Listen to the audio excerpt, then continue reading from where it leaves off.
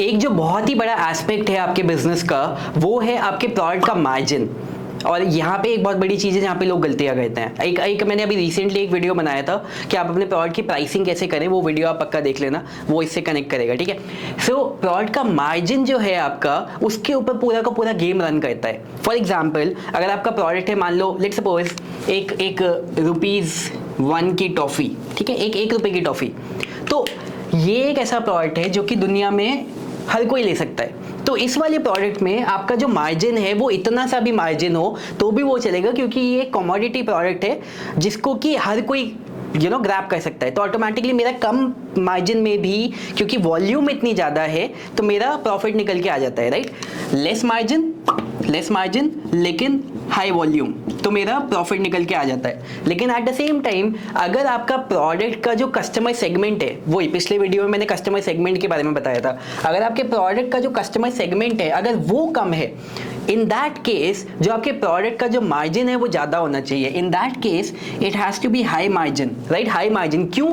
क्योंकि जो आपके प्रोडक्ट की जो वॉल्यूम है वो लो रहने वाली है, तो high margin into low volume. Again, अगर मैं आपको बस ये सोचना है कि मैं जिस जगह पे रहता हूँ, जैसे अगर मेरा फेसबुक एड्स एंड फनल का कोर्स है, तो मैं जिस जगह पे रहता हूँ उसके मेरे आसपास के इलाके में अगर 100 लोग हैं, उन 100 लोगों में से कितने लोगों को फेसबुक एड्स एंड फनल्स का कोर्स चाहिए? You will get the answer, hardly किसी को भी नहीं। तो यानी कि 1% audience of this world needs my product, या फिर may be even less than that.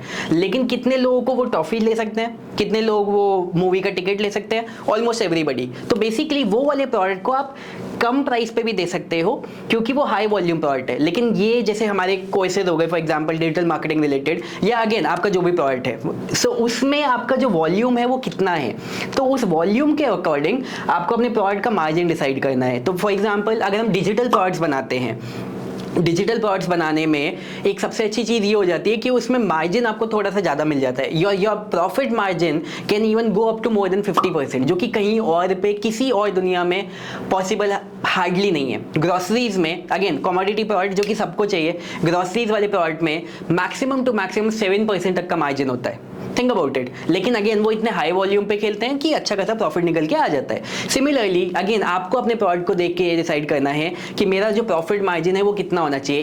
एक बहुत ही क्लासिक सेइंग जो कि समथिंग जिसने कि एक बहुत बड़ा एडवर्टाइजिंग वर्ल्ड पे जिसने इम्पैक्ट डाला है, और वो चीज़ है डैन कैनेडी ने बोला था, any business that can spend the maximum to acquire a customer is always going to win. और ये चीज़ आपको हमेशा ध्यान रखनी है। मैं किसी भी प्रोडक्ट का नाम नहीं लूँगा, लेकिन the most expensive phones that you use, या फिर most expensive laptops that you use, या जो भी है, या व्हीकल्स दैट यू यूज़, कहीं ना कहीं जो उनकी मैन्युफैक्चरिंग कॉस्ट है ना, वो हार्डली 10%, जिस प्राइस पे वो बिकते हैं वो उसके 10 या 20% तक रहता होगा मैन्युफैक्चरिंग कॉस्ट, उस प्रोडक्ट को बनने की कॉस्ट। लेकिन क्या वो आपको उस 10 से 20% पे दे सकते हैं? कभी भी नहीं दे सकते हैं। एंड द रीज़न इज क्योंकि उनको अपने एम्प्लॉयज़ को सैलरी देनी है, बड़े बड़े वेयर हाउसेज खोलने हैं, अलग अलग जगह पे प्रोडक्ट का डिस्ट्रीब्यूशन करना है all over the world. At the same time सबसे बड़ा खर्चा एडवर्टाइजिंग पे खर्चा करना है, क्योंकि अगर वो टीवी पे ऐड नहीं चलेंगे, अगर उन्होंने बेस्ट सेलिब्रिटीज़ को एंडोर्स करने को नहीं रखा, तो लोग उस प्रोडक्ट को नहीं खरीदेंगे। So do you get it? आपका जो प्रोडक्ट बनने का प्राइस है, उस बनने के प्राइस से आपके प्रोडक्ट सेल होने के प्राइस का आपस में कोई लेना देना नहीं है। आपका प्रोडक्ट का बनने का प्राइस अगर ये है, इवन देन आपका जो सेलिंग प्राइस है it can be this. Why? क्योंकि because to run the overall business this pricing is required, and that depends on the volume of the customers. Alright, again I will highly recommend कि वो वाला video है मेरा जिसमें मैंने pricing को थोड़ा सा और एक्सप्लेन करा है, वो आप जाके देखो, because these two videos in combination is going to make a lot of more sense to you. Alright, so this is it for this particular video. I'm gonna see you in the next one.